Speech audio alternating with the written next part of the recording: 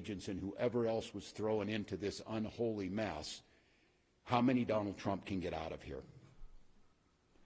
Minnesotans, you've won the hearts and minds of people across this country, and you've done it through your peaceful, resolved defense of your neighbors and the Constitution. So once again, Minnesotans, stay peaceful, stay safe. Change is coming, and we can feel it. But this fight still goes on, and I'm just glad today to be joined in person because it's someone who's been at the side of Minnesotans throughout this and through every other thing we've gone through over the last 7 years. Someone who we describe as the people's lawyer, someone who is fighting this battle for the Constitution, for the safety of Minnesotans in courts every single day. I want to give this over to Attorney General Keith Ellison to talk a little bit about what's going on with the state on some of the lawsuits and what our expectations are in the coming days. Attorney General. Thank you, Governor.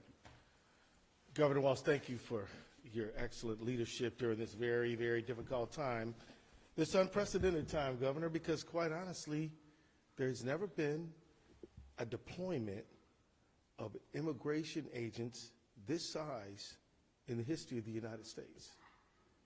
There have been times in American history where they've deported a lot of people, but a concentrated deployment of ICE agents in one state in one period of time is unprecedented.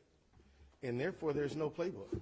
And therefore, nobody knows exactly how to deal with this situation, but it is unique and particularly puzzling given that Minnesota does not have the highest immigration in the United States, given that Minnesota has a very, very professional community of law enforcement professionals who are taking care of the safety of our state, given the fact that the Department of Corrections, pursuant to state law, hands over people who ICE is looking for and they have proper paperwork for. Given all of that, this is a very curious situation and would reasonably lead someone to ask why. So let me talk about Alex Pretti. Alex Pretti was a nurse at the VA. I happen to have a son who's 31 years old who spent 5 years in the United States military as a combat medic. But toward the end of his deployment and the end of his service, he wanted to go into nursing, and so he did. And ended up getting an RN degree and works in the healthcare system here in Minnesota. And when he was at work today and last night, he said, look, my colleagues were crying and in tears, and they took this hit to one of their own very personally. And he said, I did too. He said, I didn't find myself shedding tears, but I could have, because I just was brokenhearted, because I know the service that he and the love and compassion he puts into taking care of the people he took care of at the VA. An intensive care nurse, kind, compassionate person to friend and family, described by coworkers as the first person who would jump in to help. He was our neighbor, and he should still be with us right now. So let me just note that Superintendent Drew Evans of the BCA, another exemplary professional in our state, he is the BCA is the state's investigative agency, and it is their job to investigate crime. They have a specialized unit to investigate the use of force cases. They arrived on site after the shooting and were refused access. They then secured a judicial warrant, a warrant signed by a judge, which has never been needed before, and were still refused access. This is uncharted territory. Now, friends, this comes at the tail end of other offenses, like a shooting in North Minneapolis and another homicide in South Minneapolis, Renee Nicole Good, where they also were denied access to the scene, and investigators are, to this moment, still being denied access to the investigative file. This is not a rash decision for us to go to court and to seek a temporary restraining order from a judge to preserve evidence and prevent the destruction of evidence. I don't care if you're conservative, liberal, or whatever. but you should at least be in favor of conserving evidence in a homicide.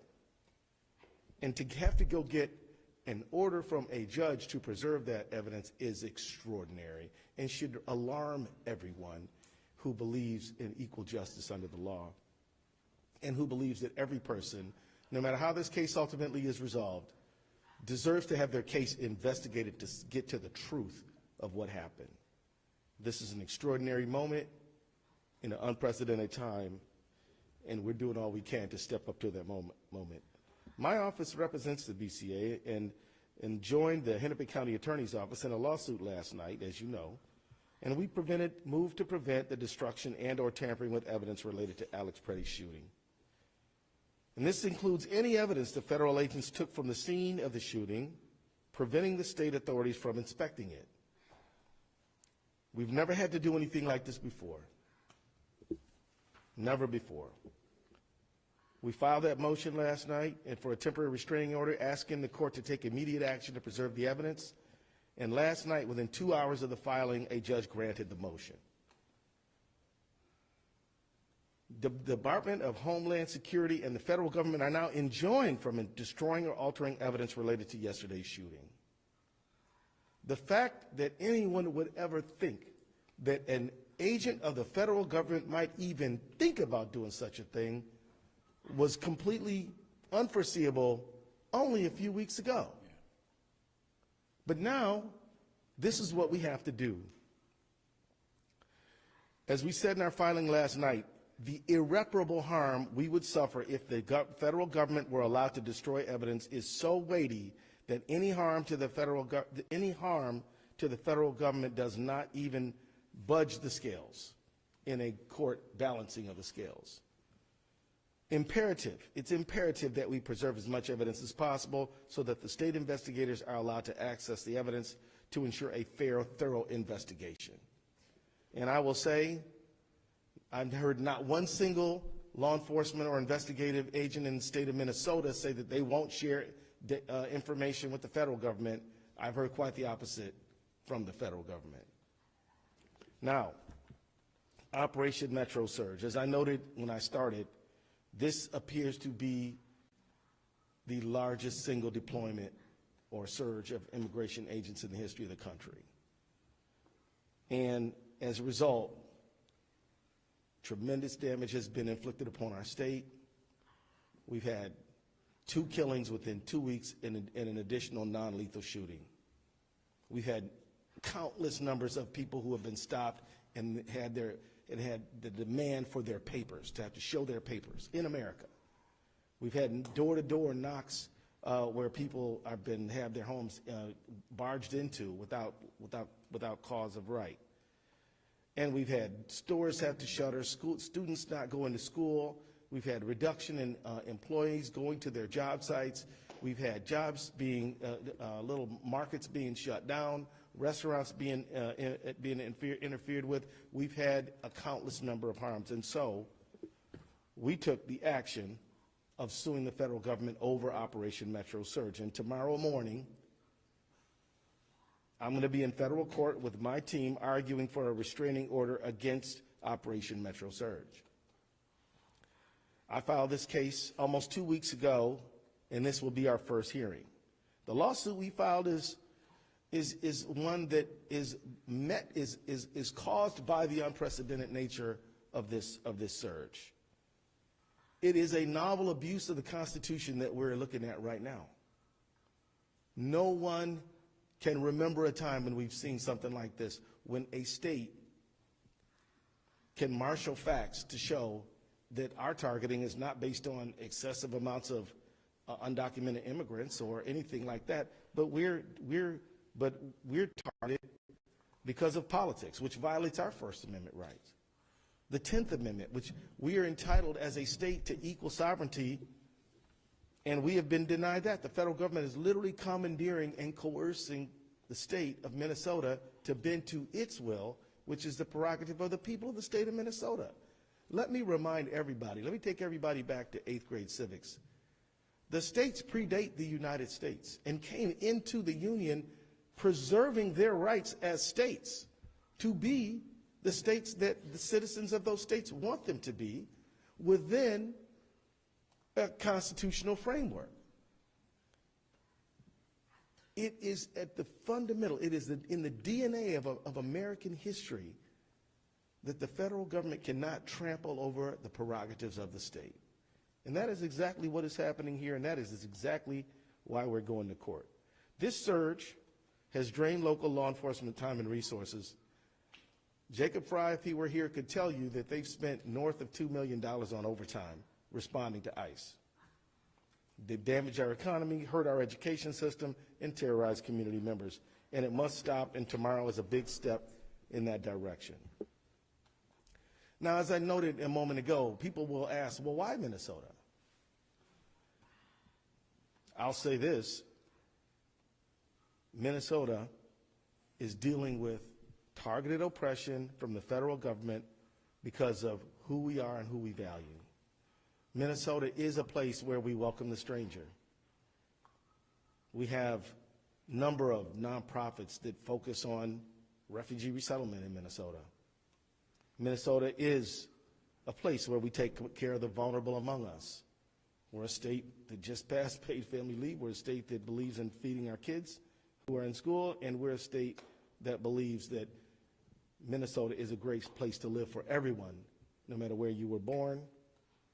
Of course, we obey all laws, but we still believe that immigration is not a sin. They're coming after our state, in my view, because of what we stand for, because we voted 3 times in favor of somebody not Donald Trump, which he has publicly said he resents deeply and believes is not even true. I can tell you it's not about fraud. Because if he sent people who understand forensic accounting, we'd be having a different conversation. But he's sending armed, masked men.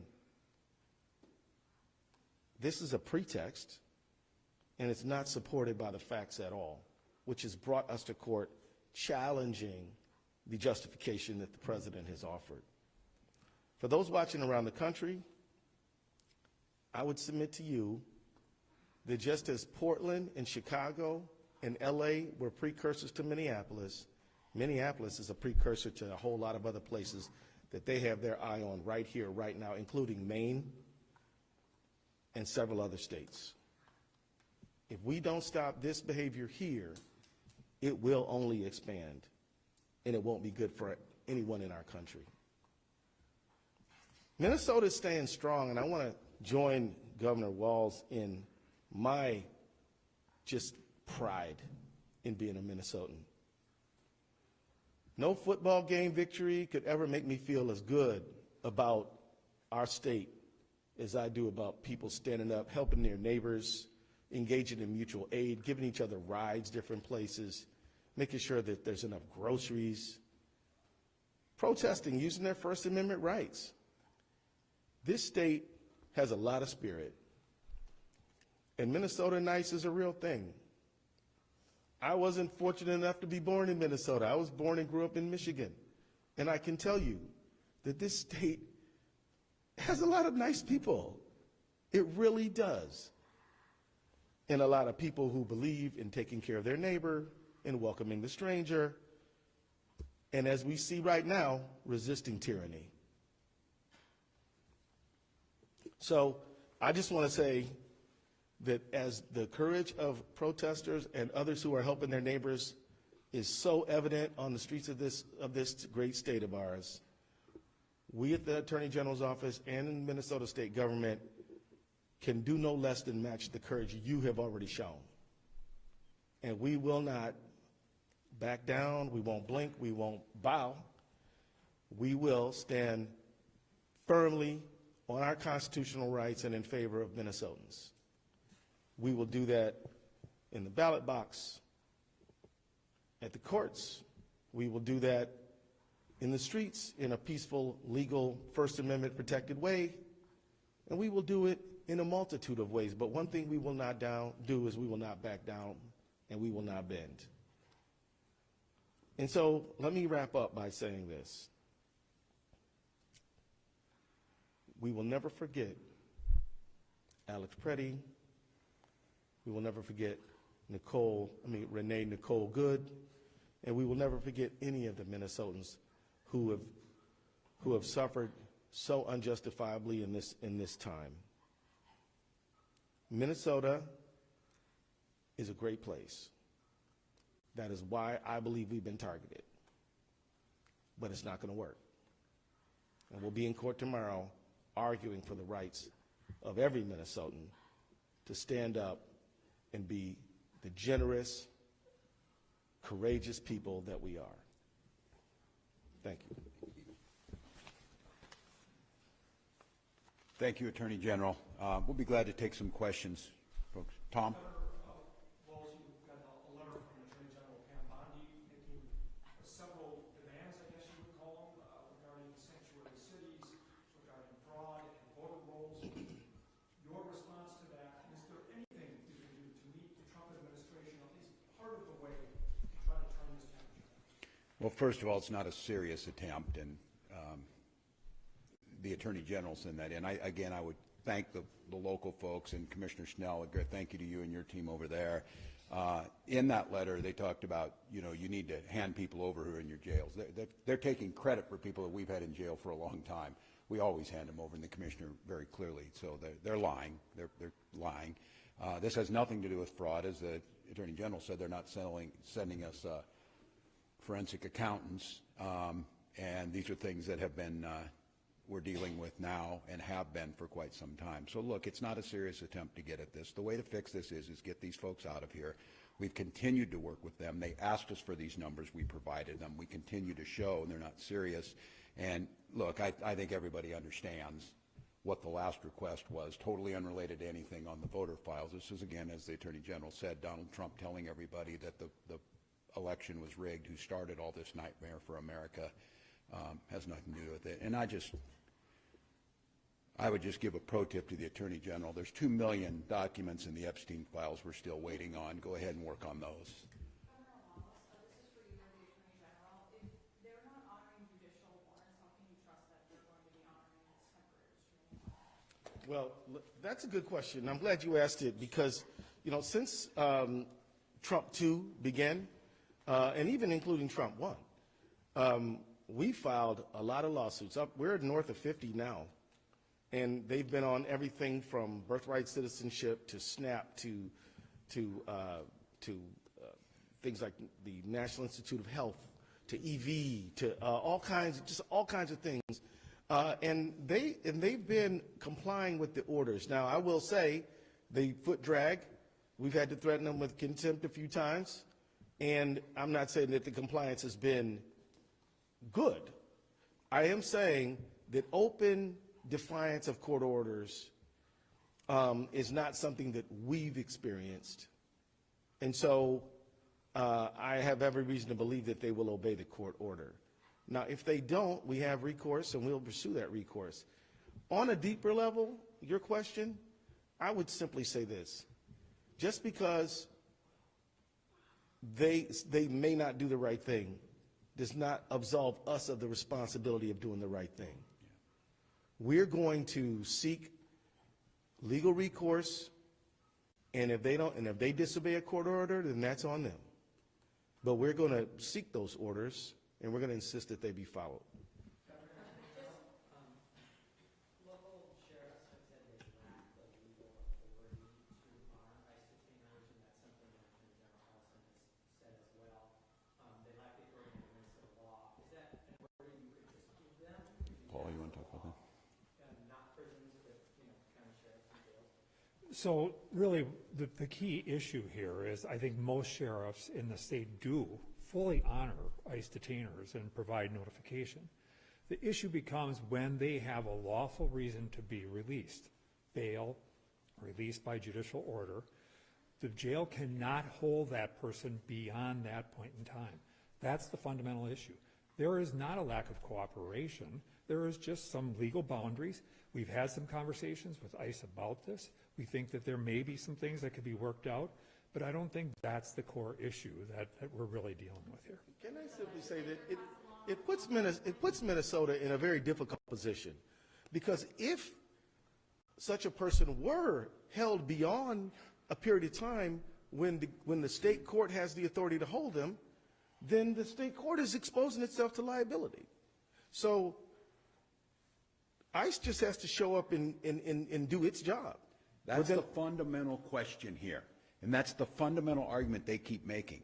We cooperate, we don't do their job. You saw it this week with rural, conservative Cottonwood County.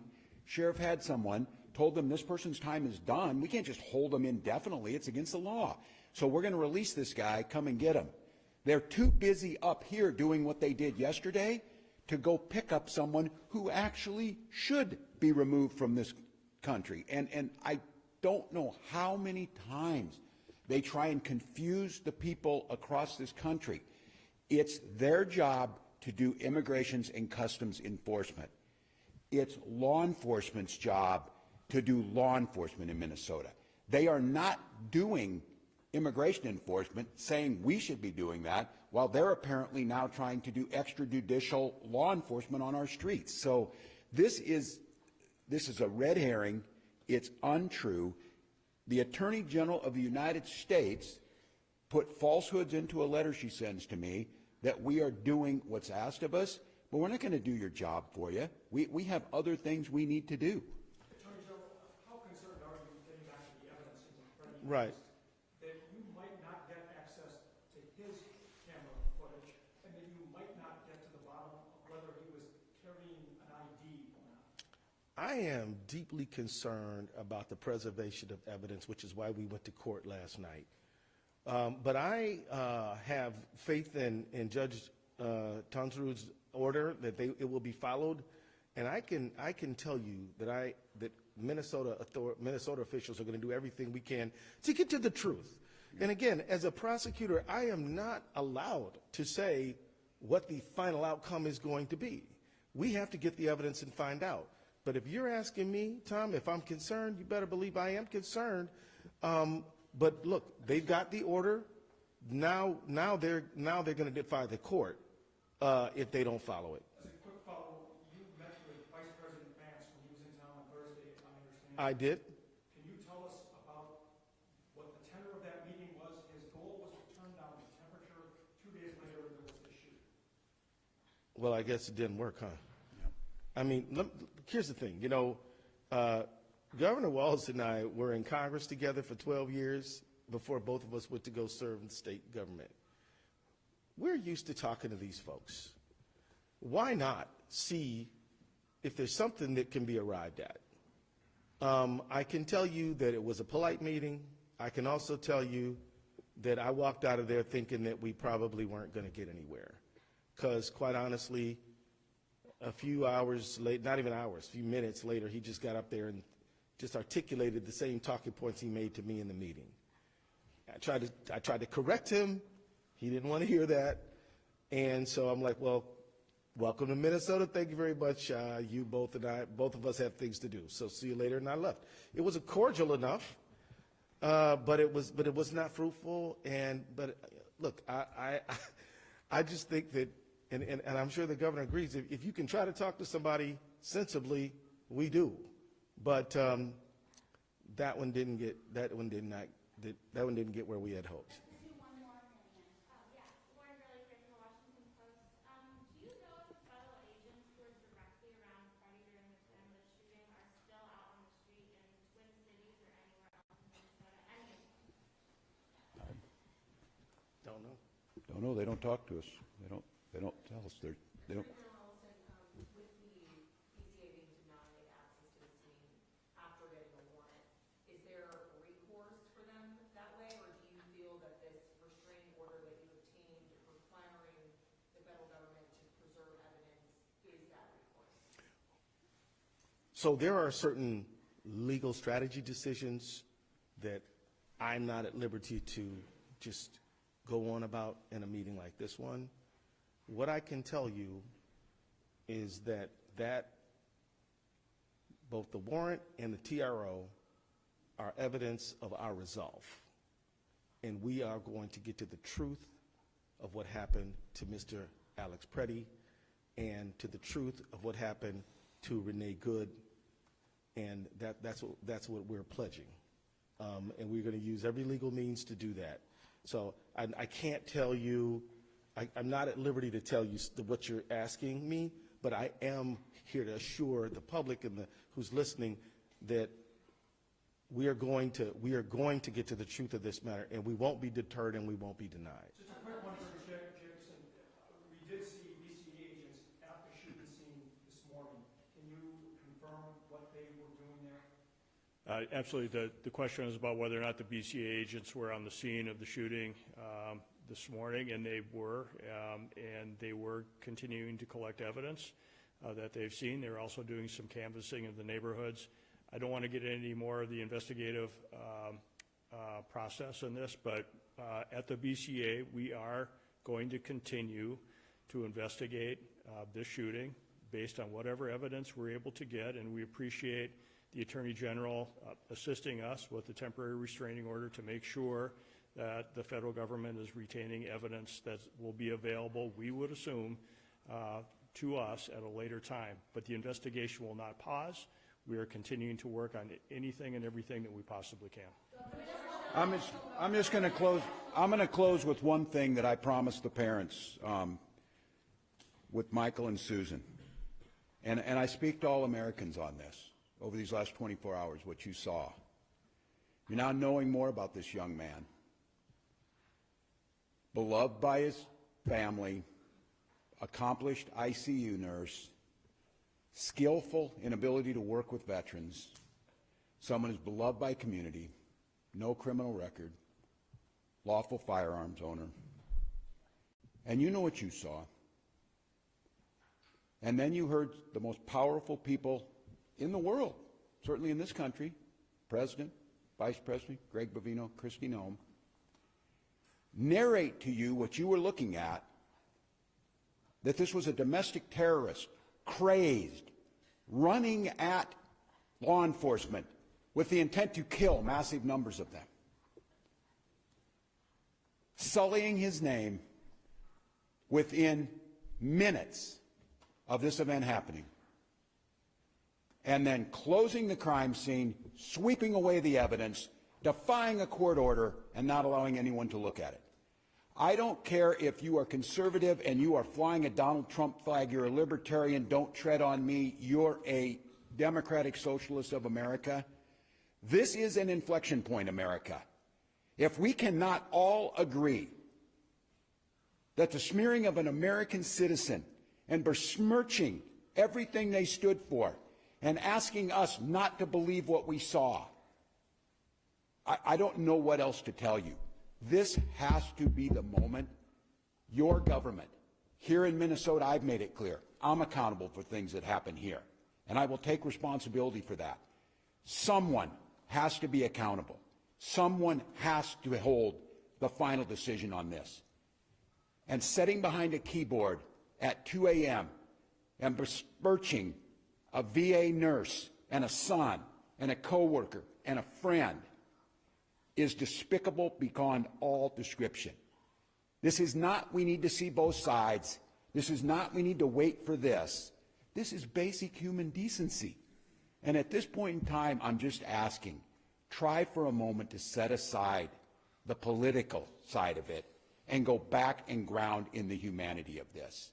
This family has gone through enough, and to have the most powerful man in the world drag their dead son with absolutely no evidence and gaslight the entire country, this is enough. And I would say, President Trump, you can end this today. Pull these folks back.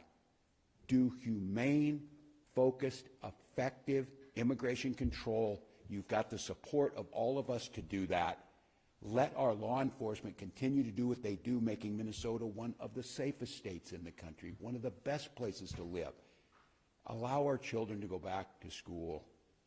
We have got children in Minnesota hiding in their houses, afraid to go outside. Many of us grew up reading that story of Anne Frank. Somebody's going to write that children's story about Minnesota. And there's one person who can end this now. And I'll go back to it again. please show some decency, pull these folks out, reset this situation, and allow us to do the job that the Attorney General, myself, were elected to do, protect the people of Minnesota and carry out the laws of Minnesota. We'll be back with you when we get more information. Thank you all.